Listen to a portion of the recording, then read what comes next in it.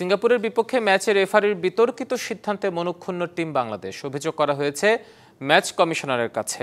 এদিকে হারলেও হামজা সমিতের সাথে খেলতে পারায় রোমাঞ্চিত ফাহমিদুল ইসলাম। হতাশা ভুলে অক্টোবরে হংকং ম্যাচের দিকে মনোযোগ দিতে চান সাদউদ্দিন মুরসালিনরা। রেফারিদের কিছু সিদ্ধান্ত এটা আসলে মেনে নেওয়ার মতো না। যে যতটুকু বলার ততটুকু আমরা ম্যাচ কমিশনারকে গতকালকে জানিয়েছি। ম্যাচ কমিশনার বলেছে যে আমি আমার রিপোর্টে রাখছি তোমাদের এগুলা, এখন দেখা যাক কি হয়। We just try our best. That's it.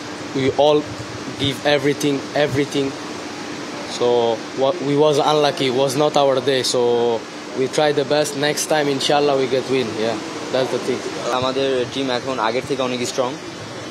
তাদের সাথে খেলতে পেরে আমিও খুব সৌভাগ্যবান যে তাদের মতো প্লেয়ার আমাদের টিমে এসে খেলতেছে। সো ট্রাই করব তাদের থেকে ভালো ভালো জিনিসগুলো শেখার জন্য।